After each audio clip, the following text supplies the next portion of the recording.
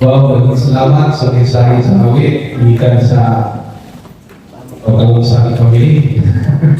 No, so ito tayo nga tanawon o subungon na ang mga pamilya nahiusa diha sa paglalakad sa Ginoo pinagi sa paghatag sa mahay na to mensahe pinagi sa awit.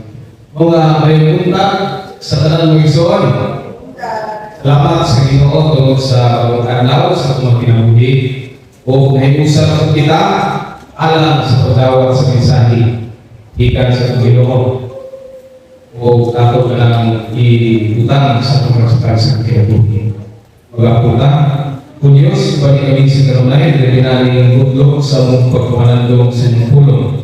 Ihatag ka na mo ang matupod ng mensahe dinaling sa walang Espiritu iwan ng mga ibiga iwan sa mong pagpamanandong taon. Hindi ang pag-ampo. Amen. Ini na minggu mengisor atau i-celebrate National Bible Sunday. Hindi lang kita UCCP, hindi lang mga Protestant churches ang nila sa ulo ini, kundi apina ang whole Christian denomination kita ang Roman Catholic. Pinasukay sa kasaysayan sa atong nasod, the National Bible Sunday was first declared in 1982 by former President Ferdinand Marcos. Dili January ang iyang panato pag-declare ito dili nasa hinapos sa November around siya. First week tingali na sa Advent. Apan sa panahon ni President Corazon Aquino in 1986, iya yang i-move to January.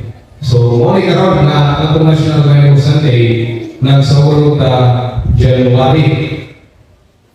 Mga igsoon, ang Bible Sunday, usa ka importante butang. Kapagsulong mo na ito sa Bible Sunday, usa kini ka importante butang alang ng tanan.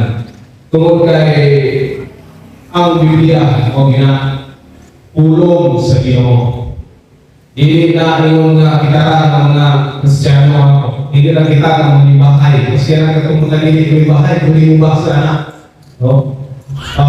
Ang library, kung wala yung Bible, hindi ko na siya matukoy na sa library. Kung ang Bible is kung siya, book o books. No? Kung wala kang Biblia, wala kaya ang Biblia mo, ang mga disiputanan diha, hindi lang kay seasonal, hindi lang kay for Christmas, hindi lang na, hindi kanan na panahon, for the whole year, kung dito mabasa o Biblia.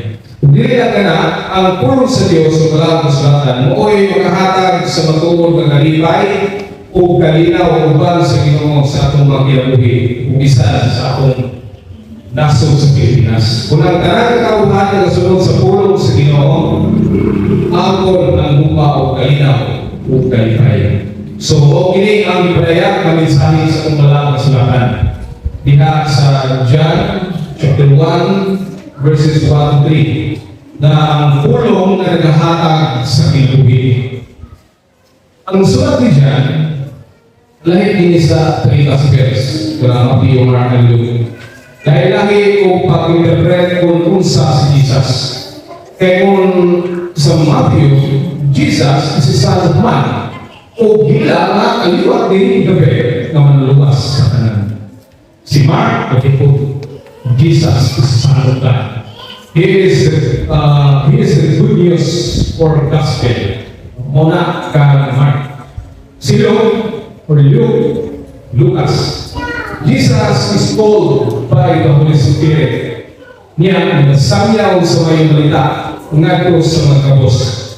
Diha dilo si Jesus tao na yun. Tao na nagsamyaw kung mga may balita o nagalamang ngadto sa mga kabos.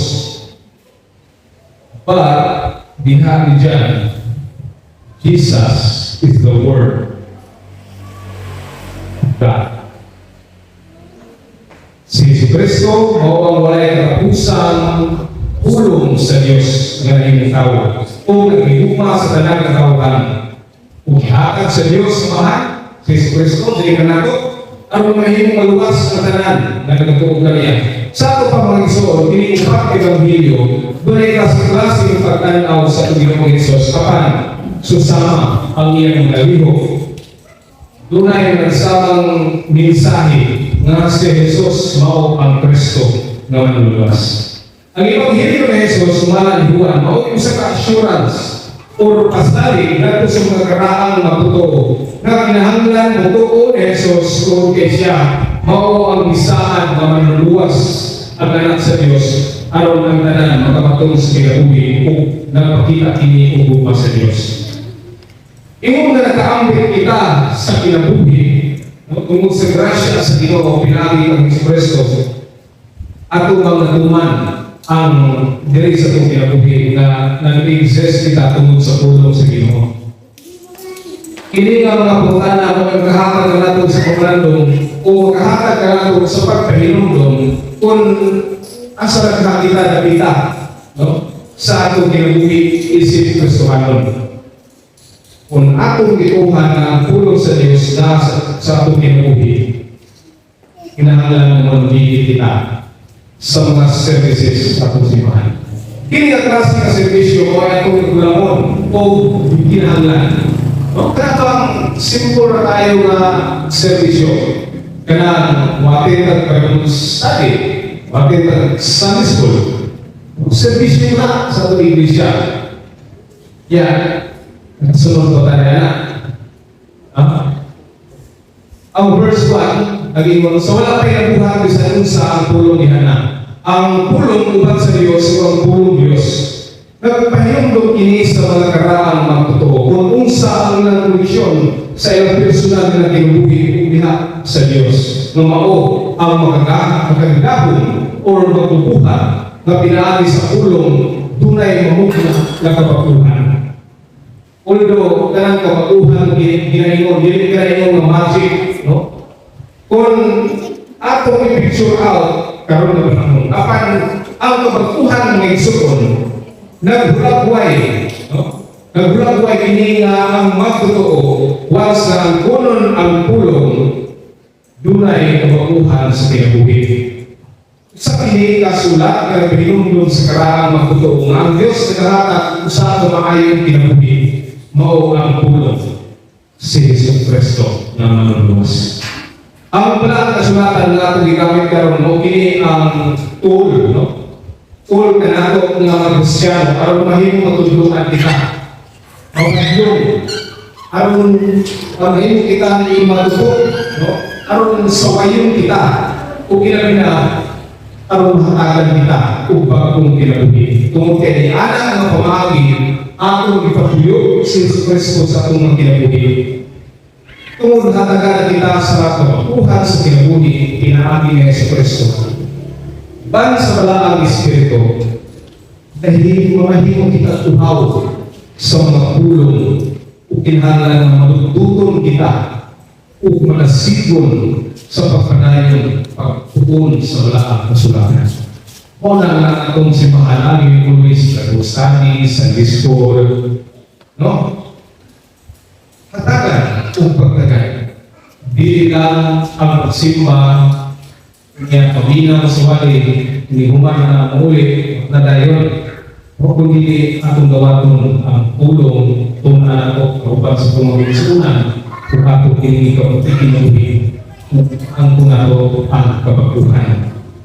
Nagpinulong sa kini ay so na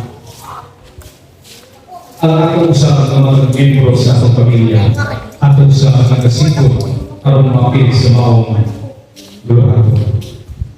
Ikaduha, ikinahanglan ng atong pasalamatan ang grasya sa Ginoo pinaagi ni bala ang sulatan. Tungod kay atong ilhan kinsa ang ako Maraming pinaagi din sa Bible. Kung wala ang Bible, wala ka kamalong kinsa ang purpose ka.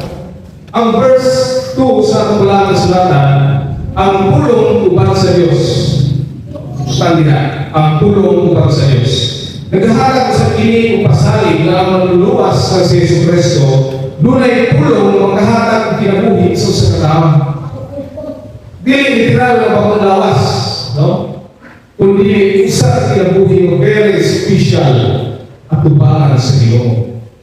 Kanang wala na kasamo dunay pagiging maay, dunay kalinaw, isang pasiklase ng mga problema ng mga buok sa kinabuhi. Sa kinikapulong nga atong mahatagan upang lalo nga grabe. Swerte kayo itong mga panahon nga sa buhay pa sa Jesus na ang mga tao. Ilaw ang nakita mismo si Jesus. O sabi ay na ang tunong na klase ng kalipay. Kung atong masalamatan, umikan niya na. Kung sa itong mga ipamati sa unang tao nila sa Biblia, tinawag ako sa unta na ang atong bagikon. Nga mapasalamatong kita tungkol kay doon na kita ininom sa atong kinabuhi. Doon na kita wala ang kasulatan na liha na atong kailhan kung kinsa kita. Pero sa atong tayo, sa bagong panahon, ato ay matagal ng importante ng Bible na ang nangali. National Bible Sunday. Kung wala na, sa ay, ganun na yun, wala. Hindi po pamanandong na ang Bible na kinahanglan tuloy natin pasalamatan. Usama sa kalipay na bang sa klase na kalipay ba? Bang may matag yung iPhone na kalipay ba? Agad na kawata. Klase na kalipay ba? Pero kailangan kamay ko kay orang buklat kong ba? Yan mo lang mo dalaga ko kay matalawa si Kuwan mo. Ibagin mo mga lahat ng hiyong kagadalan na kung sa Kuwan mo. Biblia. Ginana ko meron kong interpret. Ginana, murang-murang na. Apa yang dihang sa tumukray ng mga isoon, ano ang pumahayan sa pagtuko sa UCCB? Dalang Article 4. Na nahimong kitang dimatutok, hihimong kitang isaway, pinaagi rin sa Biblia. Kung wala ang Biblia, hindi kita mahimong sakto na una-una. Hindi kita mahimong Kristuhano kung wala ang Biblia sa itong mga Biblia. Tumuloy ang Diyos ang kadayan sa karaang panahon sa daghang pinaagi isulat ini sa bilihan sa walang aspekto. Muna sa kinayon po kung wala ang Bible kanato ng Kristyano kung saan ang hitsura sa ato ang naso. Siguro bukod, walay kalinaw, walay pag-iumay. Kung daw makita ka nato karoon na tunay bukod, apan dunag yung pagkipapaw nga kayuhan. Kasi maski ka lang sa Ukraine o sa Russia, magpapala na humangupat ka. Pero sa pagkantaw na kung yan ang mga igsoon, ito siya perspective. Hindi ito mag-iwan na una, pero na paglaon. Nakapaghihapo yung paglaon. Gumigan kayo yung mahurot na niya, malinaw na sila. Yung nala, mga klase na mga apan, inuod na nunay paglaon. Ganaan ang klase mga igsoon, salamatong kita kung kay ang balaang kasulatan. Moya ito ang ikinaluhin ka. Ikatulong, magkanunayan kita kamanalong sa tulong sa Ginoo. Ang pagkamanalong binilang panahon sa Bible study, sa school, o panahon sa pasimba, binilang kayo ka na tayo kundi sa tanang panahon. Magagahin mo gamay oras ang pagkamanalong sa tulong sa Ginoo. Ang verse 3 sa atong balaang sulatan ng ibasa, nagay mo ini, pinaagi kaniya dibuhat sa Diyos sa tanan, o wala'y isa-isa sa tanan na nabuhat na di pinaagi kaniya. Nagpahinundong kinimigsoon, nagpo sa katawhan sa karang panahon na ang Diyos mo ay nagharap sa kinabuhi. Nagaginahanan sila ng sunod sa pagtulungan na Yesu Cristo. O kini mo ay gusto ipaabot ni Juan na nagsulat sa mga Ebanghelyo. Nagpo sa mga magtuturo. Gusto kayo sa Ginoo mong igsoon na magkatawhan, kalawag kayo sa kinabuhi, walay katapusan. Kung ka na sa bukma sa Diyos sa tanang katawhan. Walay laing ipadayag o walay laing ipadayag si Juan sa magkatawhan, kundi ang pulong ng Diyos na bukma sa tanang katawhan o kumulian ihatag niya ang bukong anak o mauganak sa Yesu Cristo ang pulong na naghatag o kinabuhi. Anong mamalalo kita sa pulong sa Ginoo? Anong hatagan kita sa tinawan? Kung mahimong pag-himuon sa nato ang tanan sa gusto sa Ginoo diri sa atong kinabuhi.